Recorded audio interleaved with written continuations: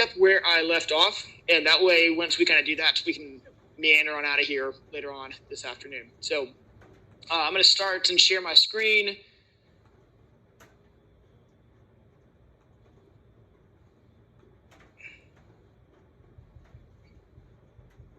And we'll pick up, we'll do this, let me do the full presentation. All right.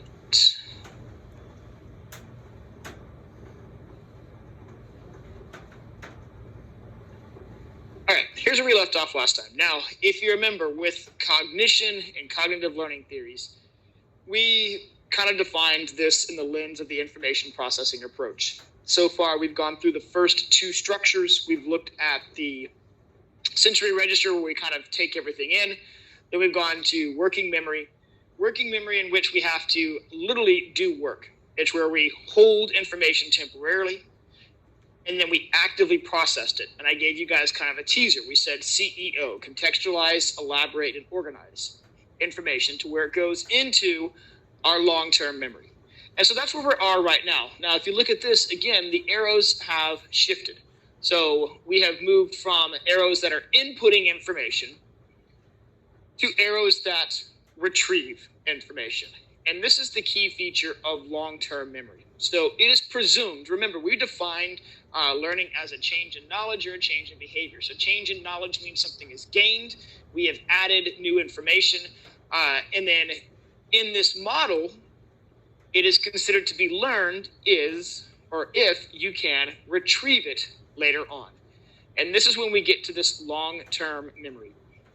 We're going to list this as a permanent store of knowledge, with the caveat is don't hold me to that word permanent, because we know that there can be memory loss.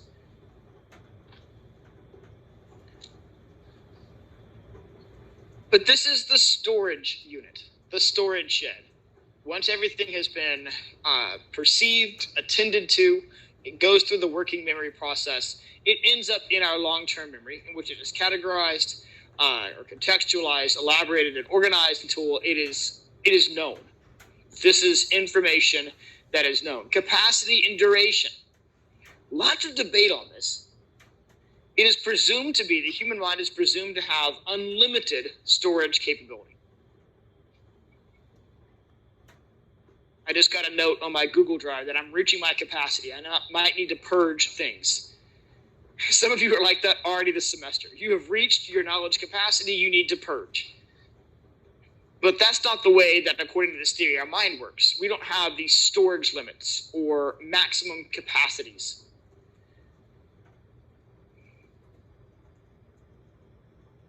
That once we've learned something, it's there, and there is no limit to what we can learn over a lifetime.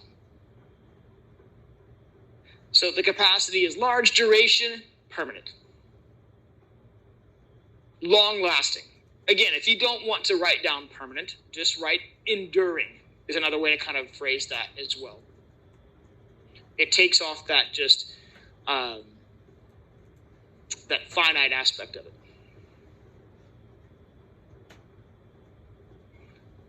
But it's interesting. So once we've gained information, we can categorize it on the types of knowledge that it is.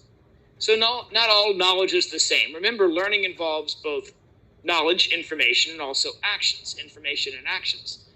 So we can categorize these three different types of knowledge that can go into our long-term store. The first of which is declarative. The vast majority of what we consider to be learned information is declarative in nature. Declarative is considered to be knowing that. It's knowledge of objects, facts.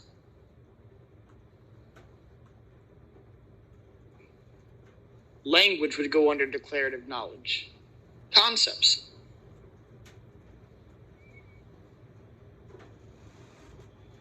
So let me ask you this. We are in the midst of a presidential election. I might even go vote this afternoon after we're done here. It's open until 7 at the MSC. I haven't done it yet. I usually try to go on election day, but I might not want to mess with that this year. But In the midst of this election, let me ask you this. Who was the very first president of the United States? George Washington. Okay, George Washington. Now, you know that George Washington was the first president. That's why I say this represents knowing that. But let's see what your knowledge of U.S. history is like.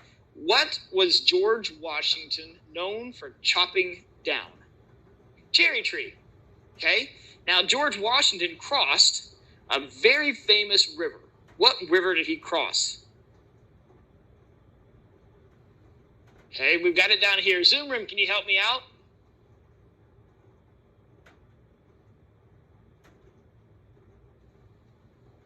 All right, well, Thomas had it. George Washington crossed the Delaware River, as immortalized in the picture during the Revolutionary War. What coin is George Washington represented on? Oh, wait a minute. Now we've got confused looks here. It is the quarter. It is the quarter, yes. We know all of these facts about George Washington. Okay. Oh, the Zoom room was active. They were typing things in there. No one wanted to speak up with regards to that. So those aspects are declarative in nature. Knowing that. Who was the first president of Texas A&M University? I don't know. Maybe look that up. But that's just something that you had maybe not learned before. They didn't teach you that at fish camp. You learned your yells. You didn't learn presidential history here at Texas A&M. But that's declarative knowledge. Now, we're going to come back to explicit here in a second. I'm going to go over each one of these, and we're going to come back and categorize these subheadings. So if declarative knowledge is knowledge of objects and facts, and we have a vast range of declarative knowledge across all our experiences, we also have knowledge of information, but we have knowledge of skills. Skills, sequences, and actions represent procedural knowledge.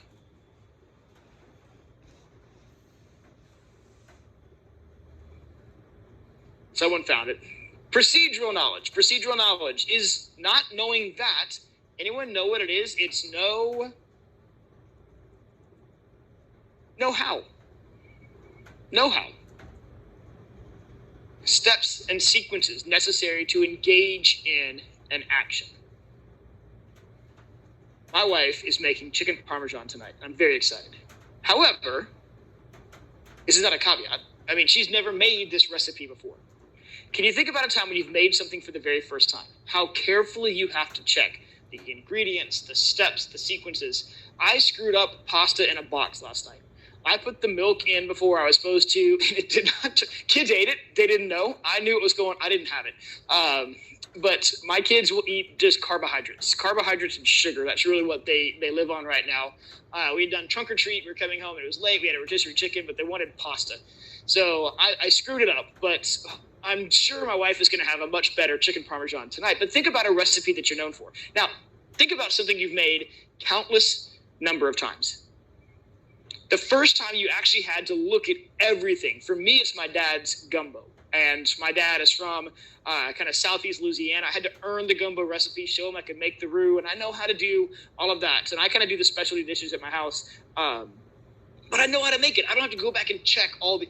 That's procedural knowledge. When you can recall something without having to necessarily think hard about it. Allocate cognitive resources. Aiden is playing Little League Baseball for the first time this year. His swing is getting more natural. And for those who played baseball, you can think about the kinesthetic knowledge of being able to drive. Now, he's a left-hander. I probably need to stand this way and do like that.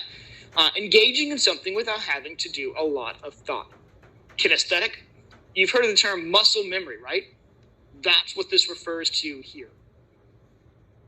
You can call upon complex knowledge of sequences and actions and do it without a lot of thought. Basketball players, you can make seemingly impossible shots or adjust their thing because they're using muscle memory. That's procedural knowledge, steps, sequences, and actions that we can reproduce at a moment's notice. And then finally, conditional. We have declarative, knowing that, procedural, knowing how, conditional, Sometimes this is referred to as situational. I like conditional, but again, I wouldn't test you on the following three are all blah, blah, blah. Conditional is knowing when and where.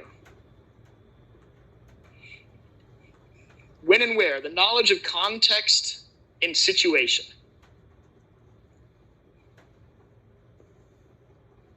Knowledge of context and situation.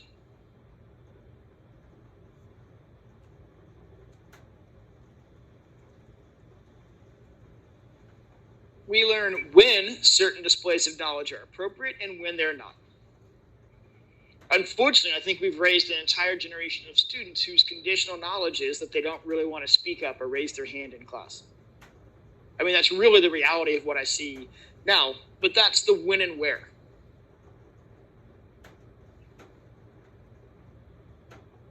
So those are all the types of knowledge. Again, declarative by far represents most of what we think about when it comes to learning.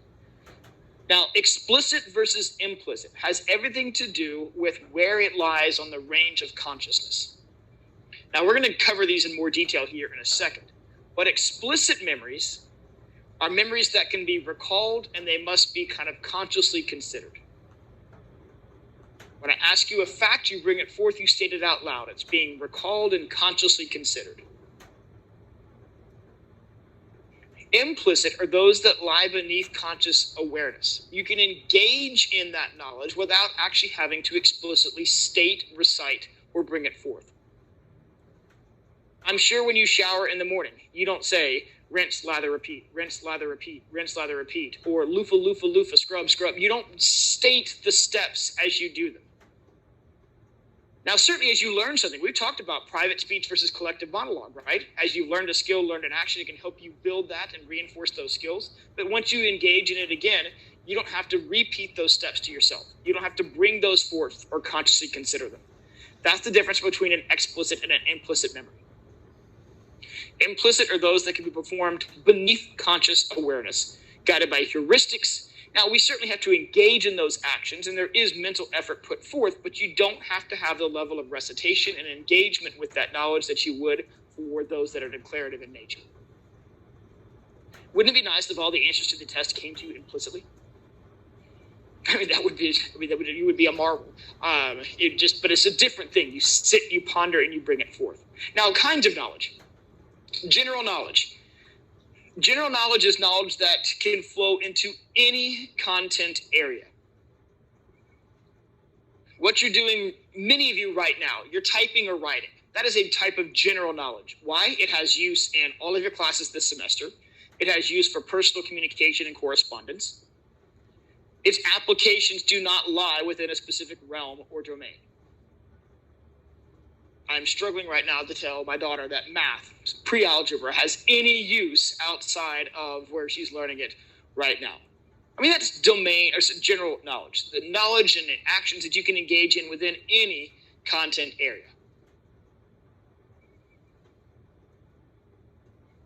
Reading, writing, communication skills, those type things that can flow into any domain. Domain specific means its relevance lies within a field or domain. Its relevance is specific to or lies within a particular field or domain.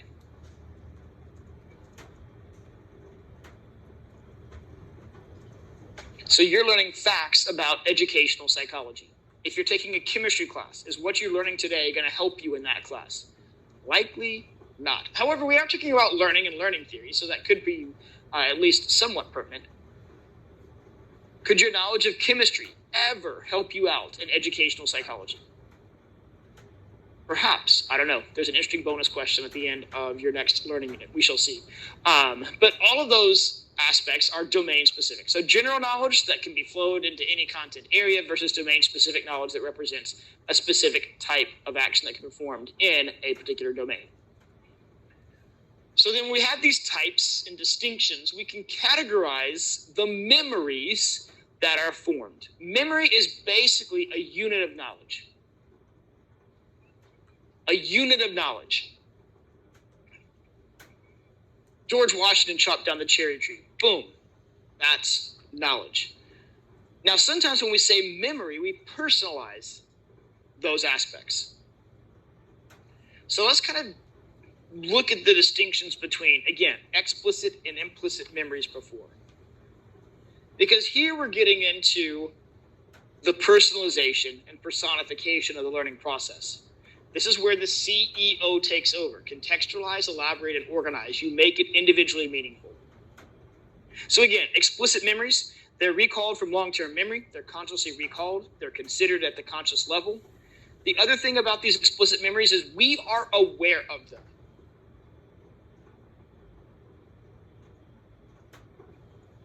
If you weren't aware of them, you couldn't use it to answer a particular test item or anything else like that.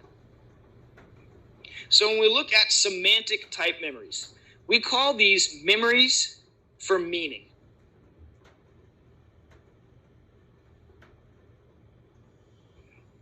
Memories that help us form meanings. Mostly, semantic memories represent declarative knowledge. It's how we make facts, theories, concepts meaningful. Semantic knowledge, memories for meaning, representing a large array of declarative knowledge. It's how we make facts, theories, concepts personally meaningful.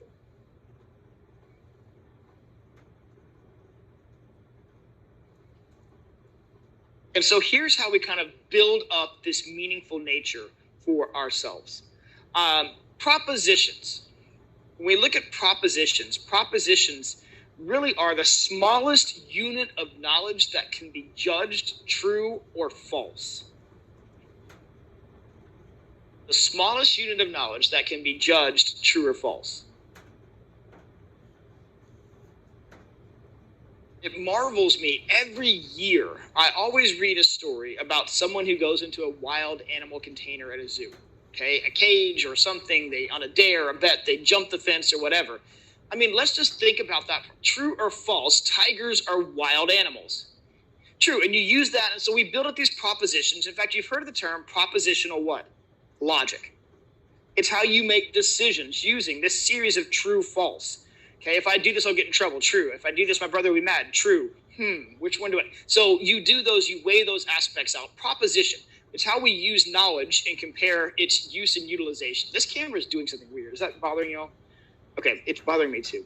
We're going south side. All right, I look good from that angle, but no, we'll go here. And there we are. Perfect. Okay, we're over there on that camera. So images. So if propositions are just logic networks, remember, contextualize, elaborate, organize. As we learn things about animals and tigers and wild animals, we start organizing them true or false. They're cats, true or false. They're wild. That's how we organize propositional logic. Images, a bit different. Images are things that we store in our mind. In fact, we call this our mind's eye. You've heard that phrase before, right? The mind's eye. It's how we represent objects or people or entities based off their physical representation.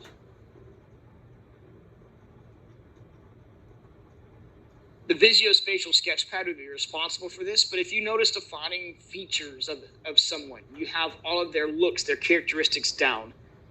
Those are images.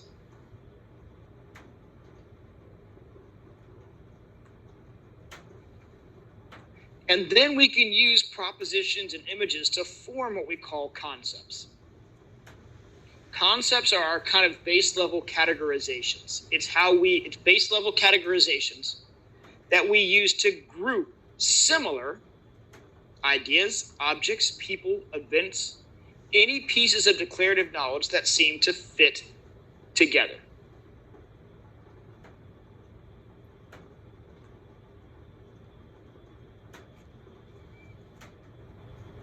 Now, I can show you how this plays out. What is your concept of a Texas A&M Aggie? You have a series of true-false relationships about what an Aggie is. You might have images about an Aggie. What are some concepts that we know about Texas A&M students? They're what? Honor code, Aggie honor, relish, respect, excellence, leadership, loyalty, integrity, self-service, those aspects. Stand at football camp. You can start listing out all of these concepts that we know about Texas A&M students. Now, if I ask you to describe the typical Texas A&M student, I'm asking you to generate what's called a prototype. A prototype is the best exemplar or representation of a category. Now, you can do that. You know things about Texas A&M.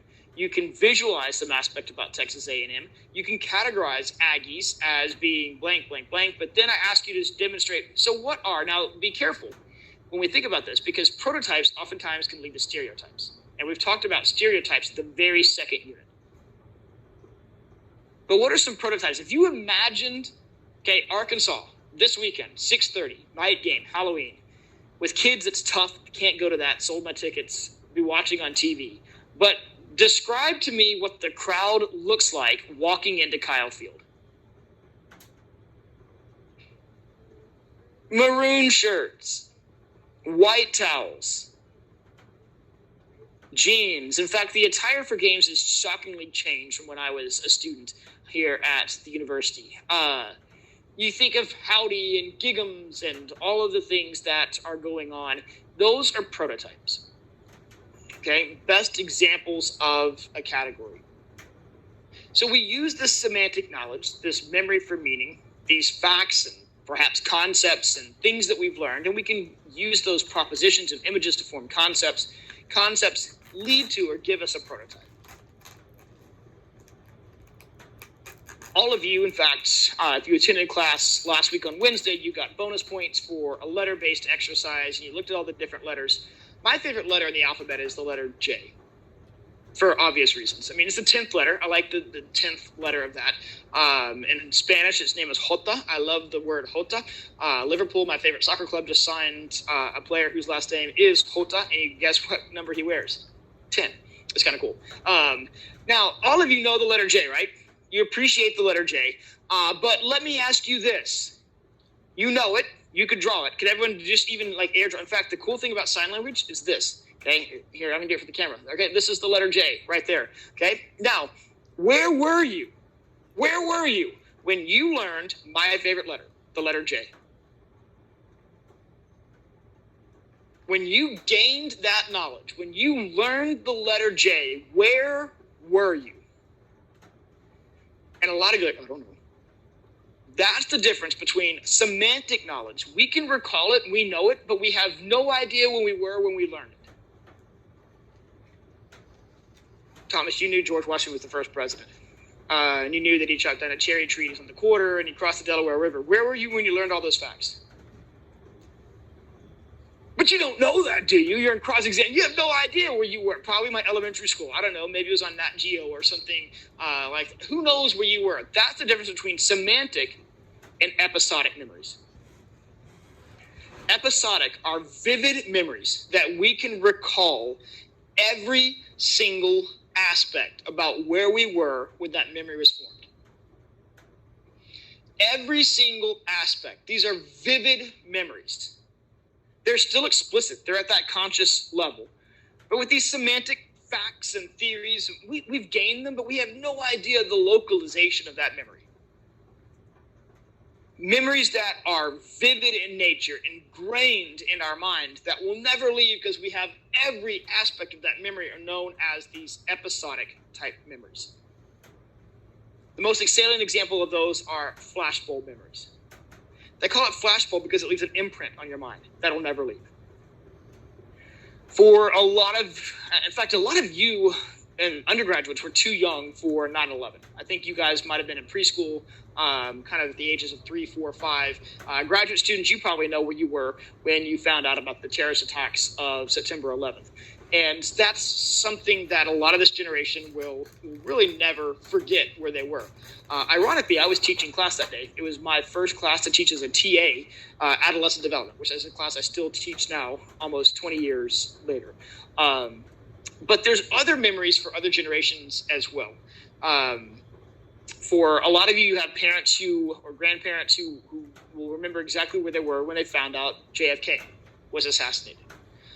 For me, I've got a vivid, and this is where, so give me a little bit of latitude here. I tell the story, but this is for me. I was a fifth grader in 1986, and I can vividly remember every single aspect of the Challenger explosion. Now, this is especially vivid for me because I went to school in Houston, and I had the coolest fifth grade teacher ever. His name was Mr. Leish. And he was kind of a tough teacher, but he taught science. He was the captain, or he was the person in charge of safety patrol. He just was a large persona. He was friendly, but he also had high expectations for students. He was everything you'd want a teacher to be. And all of us looked up to Mr. Leish. And Mr. Leish wanted to be the astronaut or the teacher in space. And close proximity to NASA, he tried out. We followed his progression, and this is before the interweb and all the things. And so he would kind of he made the initial cut, and then he made the next cut, and then he made the next cut, and then he was in the final 16, and they went to training, and he was in the final 4 of astronauts. But you're going to see my hair start to stand up on my arms here for a second.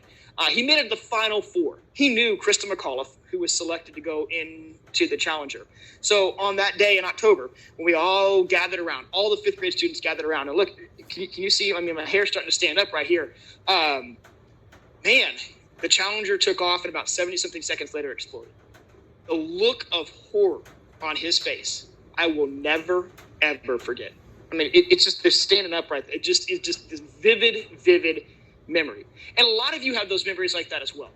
You know exactly where you were when that memory was formed. And it's those that categorize those things that are episodic versus those that are semantic in nature. Now, when we move from this declarative knowledge, and we move over to implicit memories, we can talk about procedural knowledge.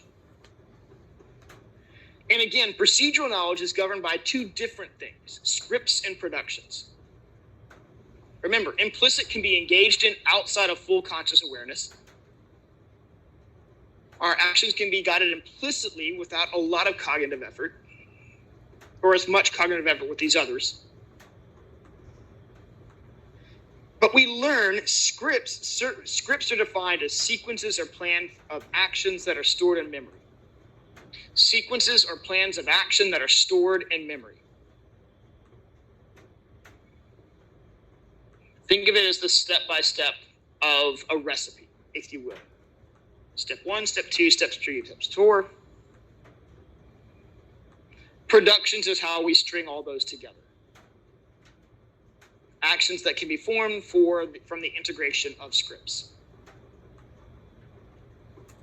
But these are actions that we are engaging in, behaviors, and that's why they're called procedural implicit memories. Once scripts become learned, they can be engaged in without much cognitive thought. You guys engage in procedural memories every time you get behind the wheel of a car. We talked about that very first example of that. You don't have to consciously think about signal, brake, a little bit harder. You don't have to go through that, mentally activate that. You do it naturally. It's implicitly guiding your actions. Why you learn these scripts that you can string together, and you can engage in that production, which is driving. Engage in that production, which is playing that sport. Engage in that production, which is video games. All the complex up, down, left, right, BA start in an epic game that I play, but all these Super Smash Bros. Killer moves and those type things, you engage in those, you go to those automatically. So those are the different categories of memory, explicit versus implicit. Guaranteed, all of you have a flashbulb memory. It can be deeply personal in nature, familial in nature, something that you remember. Now, a lot of these are pointed to as these societal events. These flashbulb memories are events that everyone kind of has where you were, when. But all of you still have those flashbulb memories that you can engage and recall back on, that you know exactly everything about that memory. And this is the last slide. I told you to be out of here earlier today. Context, elaborate, and organize. This is how we make long-term memory more useful. And I like, because actually we're going to look at applications of behavioral or learning theories here in a second. This is the last slide of the module 20, whatever. So when we look at context, what we're talking about is the backdrop associated with an event. Context has both a priming effect So the enhancement of memory, and all of you know this, we don't have face-to-face tests anymore, the reality of COVID, but I pretty much know where everyone sits. Pretty much have a map right here. So, I mean, we've got our guys there on their back row, and Alec and Kevin, if they came in here. In fact, if you guys came in here and got ready to take a test and someone was sitting in your seat, isn't that awkward? That is, because it's my seat. I kind of feel like I own that seat. Same thing. Mackenzie's back there in the back as well. I mean, we have people that you just don't want to get up and sit in a seat over here. You've never sat in that before. Why? Context is important. One of the things I used to always do when I studied for an exam was I'd listen to a soundtrack, a musical soundtrack with a movie that I knew. And I could kind of place, so Braveheart, Titanic, some of those type things, and you can kind of place where they were in the movie with kind of the knowledge. It was another way to kind of contextualize it. And I always would study for every class to a specific soundtrack. I don't know if it worked or didn't work, but it always kind of helped me recall. My heart would go on in the middle of the test, and I just kind of went there and off we go. But, I mean, that's the aspect of contextualizing it. You put it into a context, you prime it, and you also have other things that were learned in that context as well. When you sit in the same place at the same time, you start to link and contextualize that information. Makes it easier to recall or consciously consider. I think it's the hard part of virtual education, distance education, because the contexts of learning don't always occur in a classroom. You're missing out on that as well. Now, elaborate. Elaborate is really finding ways to connect it,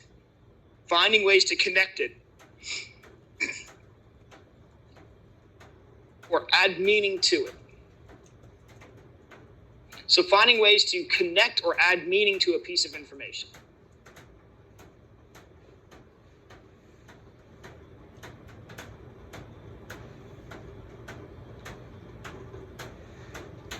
It might mean if you're curious about something, you go out and do some more research on it, gather additional data.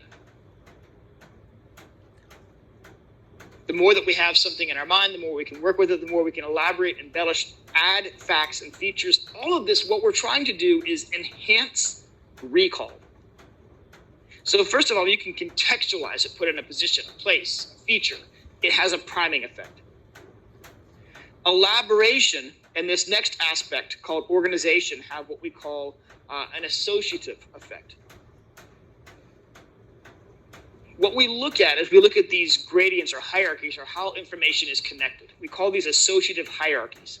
So if I toss out a word, how many different words come to mind? So if I tossed out the word, we've got Halloween coming up, spider. Okay, what's the first thing that pops into your head? What's the first thing when I say spider, what do you say? Spider-Man! Okay, I just shot the Zoom feed. Sorry about that. I mean, you think of Spider-Man, you think of Spider-Monkey, you think of Spidey, and you go all through that. How do we activate these different terms? It's based off of what we've learned in connection with that before. That's where elaboration, and then when we get to organization, linking it or finding connections between existing knowledge. Finding ways to connect current knowledge with existing knowledge.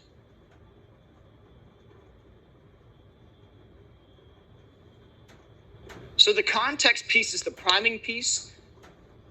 Elaboration and organization is the associations and activation piece. You're better able to think of something. In fact, I always try to tell people this: learn it in different ways. When I played saxophone, I had a private lesson teacher, and when I have to learn how to play this certain passage, he said, vary the rhythm. Don't play it the way it's written. I want you to do the same notes, but play them slower. Play them out of order. Not out of order, but play them in a different sequence. What you're going to learn is you're going to learn the finger pattern, and then it's going to be easier for you to play later on.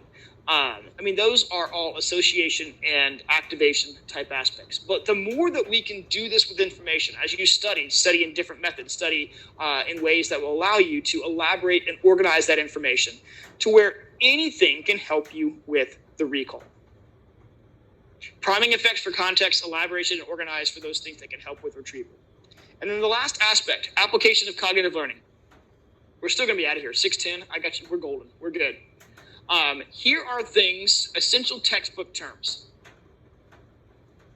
Spreading activation has everything to do with what I just talked about there with the example of spider. Spreading activation has to deal with your neural network. the activation of certain terms and concepts in your mind once you are given an initial term or concept. How one concept can lead to the activation of other knowledge. How one concept can lead to the activation of other knowledge. So if you have something in your mind at that point in time, what else is primed? If you ever had a friend who goes off on a tangent, that's what we're talking about here. They start talking about something and then boom, something else goes, oh wait, that brings me to, and then that's what spreading activation is. One thought can prime other thoughts. How one thought can connect or lead to others. That's what spreading activation is. You throw a rock, boom, the ripples, and where do those ripples lead? How far does it activate? This is actually something that's really linked with creativity. How many different terms can you come up with that deviate from the original term but still maintain their connectivity? They call that associative gradients. Metacognition. We're going to learn more about this when we get to our motivation unit. We're going to learn more about it on Wednesday as well. Metacognition simply means thinking about thinking. Thinking about thinking, it's how we monitor our own thought processes. Thinking about thinking, monitoring our own thought processes.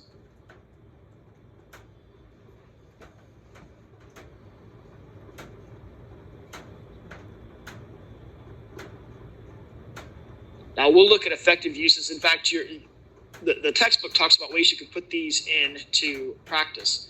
We'll look at metacognition as it deals with self-regulation of learning. So we're going to cover that in more detail on Wednesday. I'm not going to give it a lot of expansion here because you're going to see that in the context of a theory next lecture. Serial position effect. I like this. Now, oftentimes, before there was technology, I would head to the grocery store. My wife was like, all right, you're at H-E-B and you have to get the following 15 things. And she would tell me before I left. And what this means is you're more likely to remember objects in a list or an array of items that are at the beginning and at the end. So if I had you go all the way down here and ask every single one of you what the name of your childhood pet was. And gosh, we just met your pets the last time. What are your names of your pets again? That's right, okay. Kylie, did you guys remember that, by the way? Okay, so some of you had Kylie and Minka down there. You know, I would remember Kylie and Minka as we go all the way through. Kevin, did you have any pets at all? No? Do you have any pets? So what's the name of one of your pets?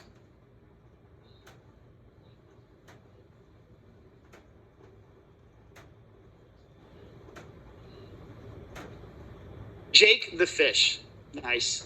Okay, but he's dead. I mean, that's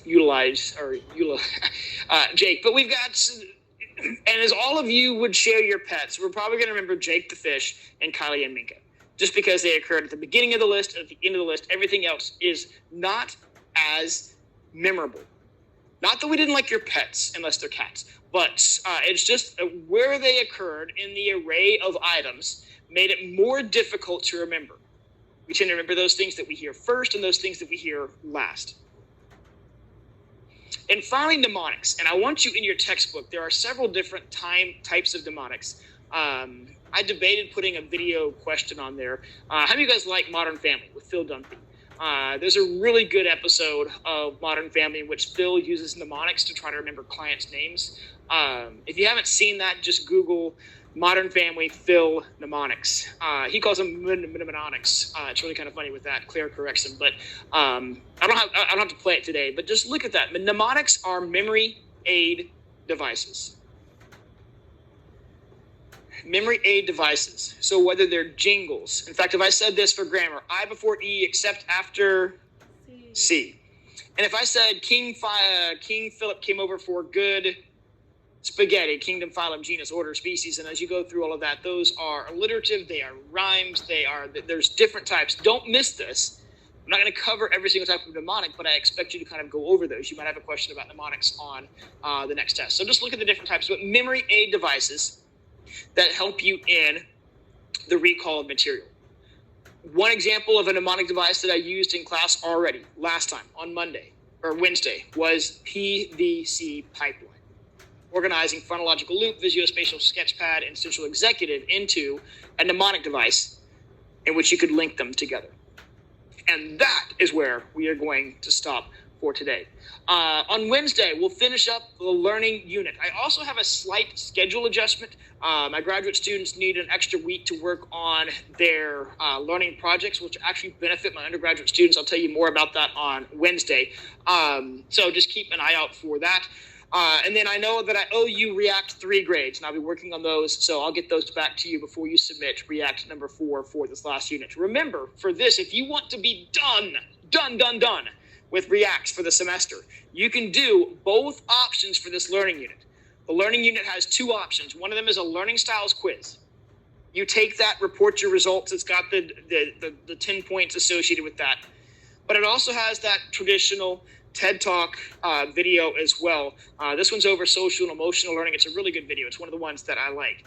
They go together. So again, it's 2 separate papers. It's not both of those combined into one. You'll submit a paper for React 4A. You'll submit a paper for React 4B. You can get 10 points for each one of them, but the value of that is that you will be done for the semester with Reacts. The only other caveat I will say is I don't have a lot of bonus point opportunities except for participation in class. If you want to do both React 4 and React 4 A and B, then I will let you complete React 5 for up to 5 bonus points. So if you are looking to maybe replace, 5 for 5 at the very end of the semester. So do both now, and then React 5 can become bonus points for you at the end of the semester. A little bit of 5-point boost there. That's about a 2% boost. So again, it'd be worth half credit, but it's still, you can, so that's just a little bit of motivation there. There's not a lot of bonus that I've got, but that's one thing I can do for you guys this semester. So, all right, well, we are done for today. So we started at 35. We're out of here by 17. So I kept to my word, 30, 45 minutes. So we'll see you guys on Wednesday. Hope the weather is better. Talk to you then.